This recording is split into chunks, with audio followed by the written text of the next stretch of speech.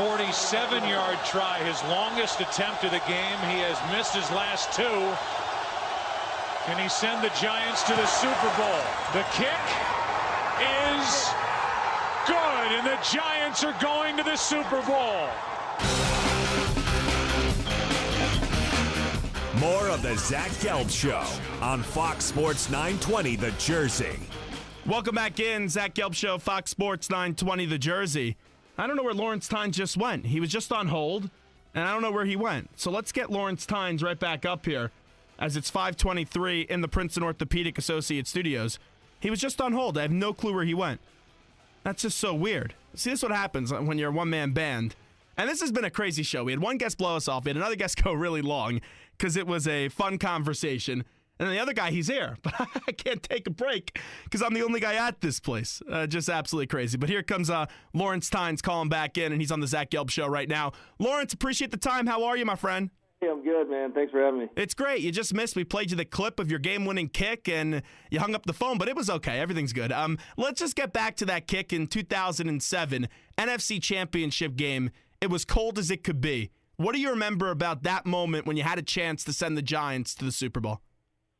Man, it was cold, as you mentioned. I just remember, listen, I had missed from 43, middle of the fourth quarter. I felt like I hit that really well, and I just needed to start it a little bit further to the right. I knew I could make it. The distance was not an issue.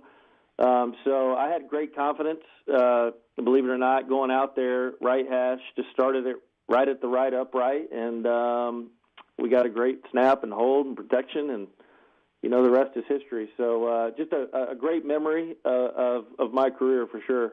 You take a look back at some kickers that have had big kicks in the postseason. It's not always a smooth game where you go 4 for 4 from all 50 yards out and then make the last one and you send a team to a Super Bowl. Like you were saying, you missed 2 kicks earlier in that game, and those were some tough elements. I always remember Tom Coughlin's red face. As a kicker, how do you block out what happened earlier in the game to just make that kick with all the pressure and with everything that's on the line? You just have to do it. It's just part of being a place kicker, good or bad. You can't really do anything about them.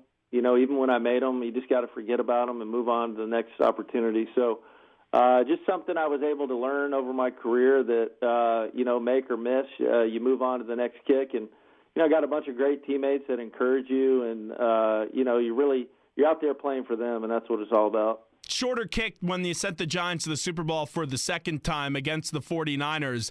Did just having that previous experience help you out when you were put in that situation, or you're not thinking about that when you have a chance to send your team to the Super Bowl again? Yeah, I mean, obviously you know what's at stake, but it's funny. You're just going out there doing what you do. That kick felt like it took forever. Obviously, we had the delay a game, and then we get the timeout, and I was standing out there. It felt like it took an hour for us to even kick that ball. But yeah, you're just sticking to your routine. I mean, that's what got you to that point, and so you stay with that.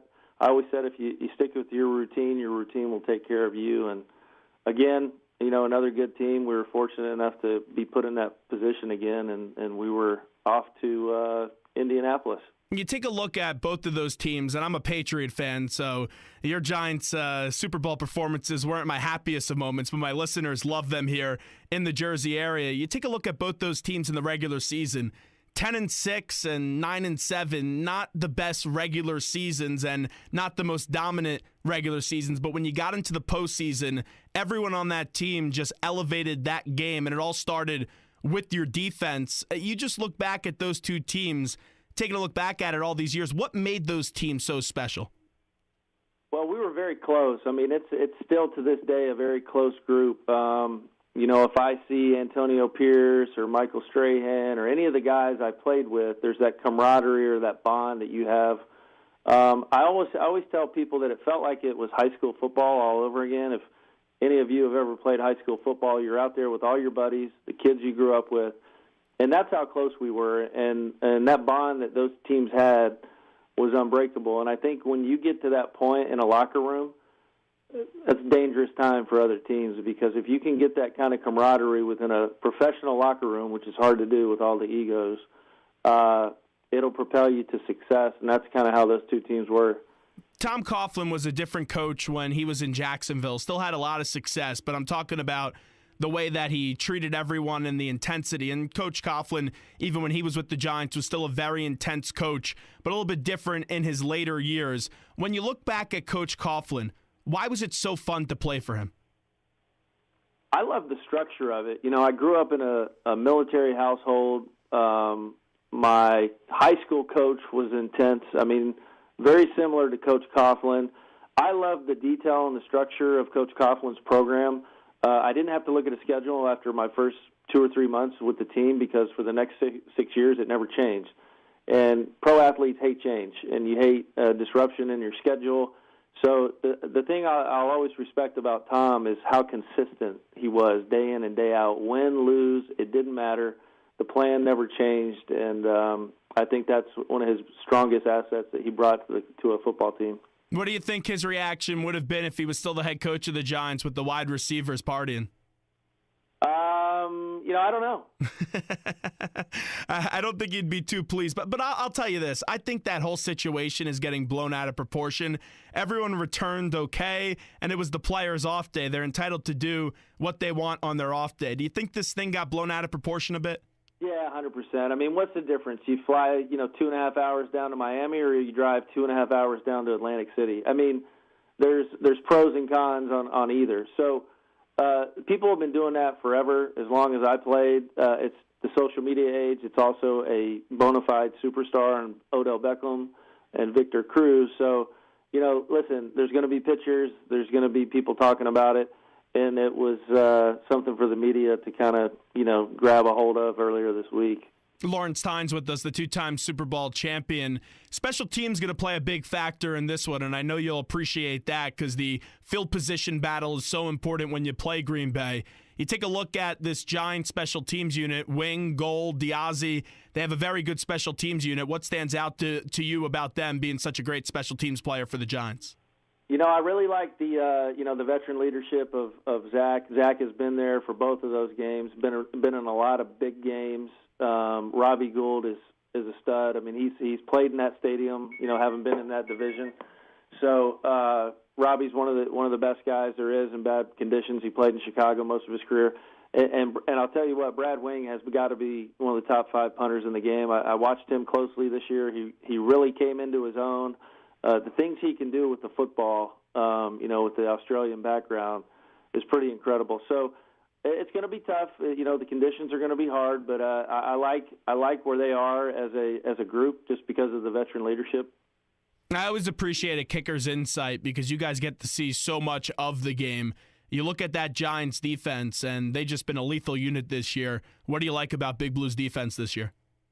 Well, I think you got to start with the secondary. Those guys are as good as it gets in this league. Landon Collins is playing outstanding.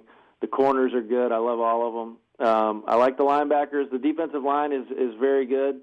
It'd be nice to have JPP in there. Hopefully they can keep playing to where he gets in when he's healthy. But I just like the way they're playing. They're just playing, Spags football. Spags really does a nice job of getting guys together. He's a great man. I really love playing with Spags.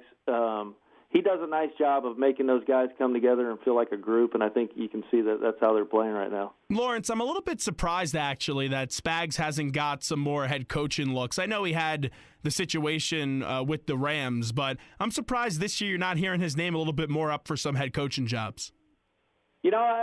Sometimes head coaching is not for everybody, and I'm not saying that Spags is not a head coach. He had the stint with the Rams, and then he kind of bounced around a little bit, went to the Saints, and then back to the Giants. But sometimes people are just coordinators, and I think Spags does not have an ego whatsoever. One of the nicest men I've ever met. He may just be very comfortable being a defensive coordinator. So I think that time will come again for him as long as the Giants continue to have success on that side of the ball.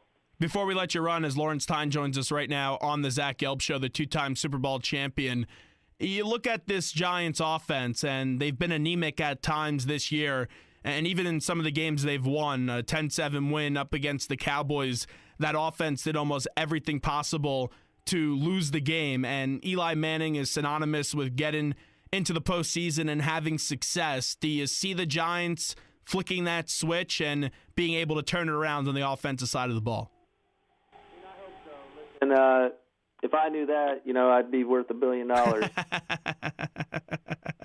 I like that. So last one for you. Just tell me your story a little bit, because I find it a fascinating one, how you were in high school and a coach made a suggestion to you and then you started kicking footballs.